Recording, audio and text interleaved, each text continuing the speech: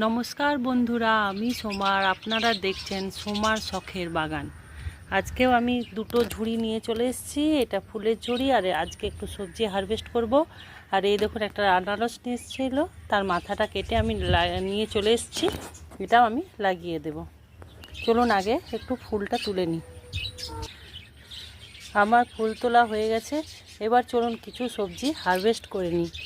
কালকে বলেছিলাম সবজি হারভেস্ট করব, কিন্তু নামার পরে এখান থেকে কালকে গাছের ডালগুলো লাগিয়ে যাওয়ার পরে নিচে নামলাম, আর উঠতেই পারলাম না। এত জোর বৃষ্টি এসেছিল, আর উঠতে পারলাম না। সেজন্য কালকে কিছু করা হয়নি হারভেস্ট।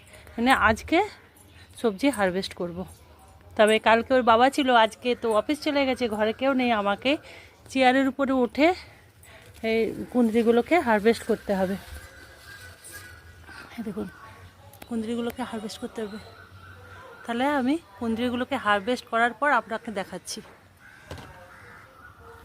দেখুন বন্ধুরা, এতগুলো পেলাম, এখনও প্রচুর আছে। আমি কিন্তু হাত পাচ্ছি না, প্রচণ্ড উঁচু, ভয়ও লাগছে চেয়ারে করে উঠে পারতে। এই দেখুন, এখানে যেমন আছে, কিন্তু এই পেয়ারা গাছটার জন্য যেতে পারছি না। আসুগর বাবা তাই পারবে। আরও কিছু আছে, পেড়ে নিচ্ছি। নিচে নিচে যেগুলো আছে সেগুলো পেড়ে দেখাচ্ছি আপনাদেরকে। এই দেখুন, এই দেখুন,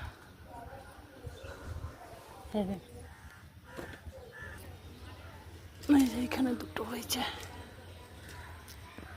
দেখুন বন্ধুরা, এই এতগুলো পেলাম, প্রায় হাফ কিলোর মতন তো হবে। আরও 250-র মতন হয়তো উপরে রয়ে গেল, পারতে পারলাম না। এবার চলুন একটু বেগুন তুলে নিই। দেখুন, আবার বেগুন হয়েছে। বেগুন একটু তুলে নিই।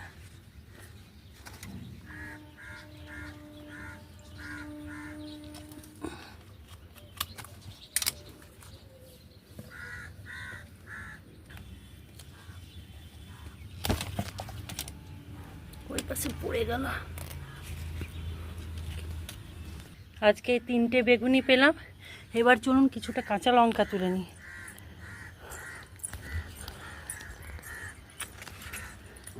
লঙ্কা অনেক হয়েছে, কিছুটা লঙ্কা তুলে নিই।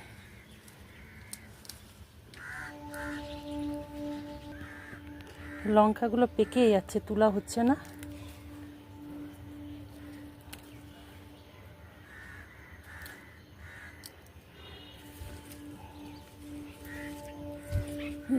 এখানে অনেক লঙ্কা হয়েছে।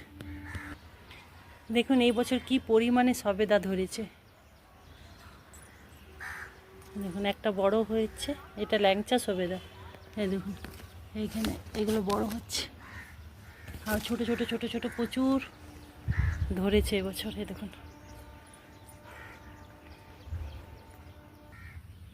এই এতগুলো কাঁচা লঙ্কা তুললাম, এগুলোই হয়ে যাবে আজকে, থাক আর তুলব না।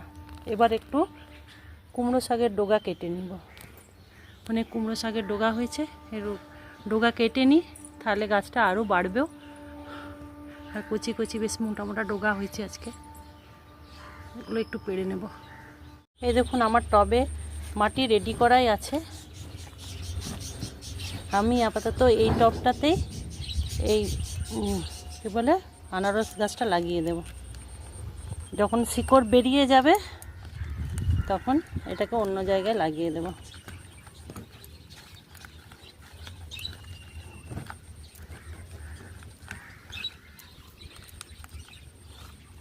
শিকড় বেরোবে মানে এর নিচ দিয়ে যখন শিকড়টা দেখা যাবে, তখনই এটা তুলে অন্য জায়গায় লাগিয়ে দেব।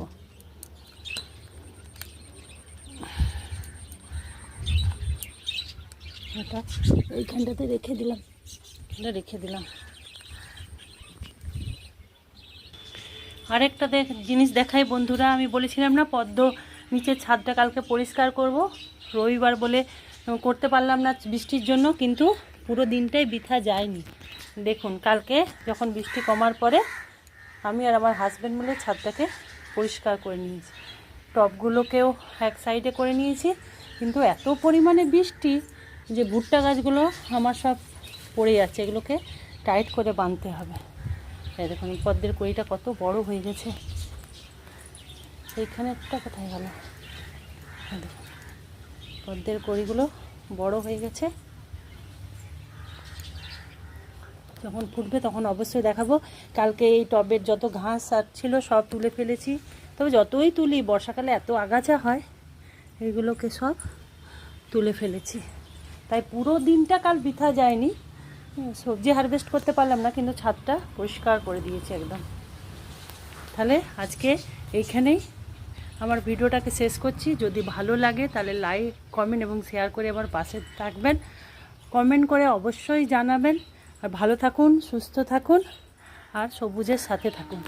আর এতক্ষণ যারা আমার ভিডিওটা মন দিয়ে দেখলেন তাদেরকে সকলকে জানাই অসংখ্য ধন্যবাদ। টাটা।